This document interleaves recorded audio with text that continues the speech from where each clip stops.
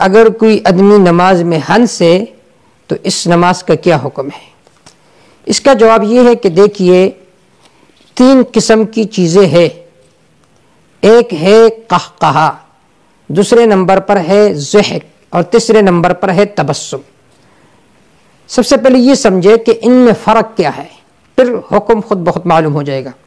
تبسم کہتے ہیں ما لا صوت فیہ، کہ جس میں بالکل آواز نہ ہو، مسکراہٹ، آپ ایسے چہرے میں آپ کی خوشی نظر آئے، اس کو کہتے ہیں تبسم. اس سے نہ وضو ٹوٹ جاتا ہے اور نہ نماز پر کوئی فرق پڑتا ہے تبسم پر، بلکہ تبسم تو اللہ کی طرف سے ہوتا ہے. فتبسم ضاحکا، حضرت سلیمان علیہ السلام ہنس پڑے تو یہ اللہ کی طرف سے ہوتا ہے، غیر اختیاری ہوتا ہے. دوسرے نمبر پر ہے ضحک.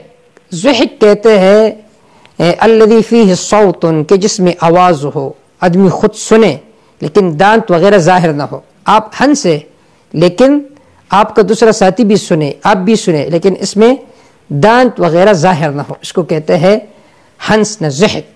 اس کا حکم یہ ہے کہ اس سے نماز فاسد ہوتی ہے لیکن وضو نہیں ٹوٹتا. تیسری چیز ہے قہقہا، کہ آپ قہقہا لگا کر ہنسے، کہ آپ کے دانت بالکل ظاہر ہو جائے، تو اس سے وضو بھی ٹوٹ جاتا ہے اور اس سے نماز بھی ٹوٹ جاتا ہے. یہ جو حکم ہے یہ خلاف عقل نص سے ثابت ہے. مراکل الفلاح میں، اسی طرح حاشیہ طحطاوی میں اس بات کی تصریح موجود ہے.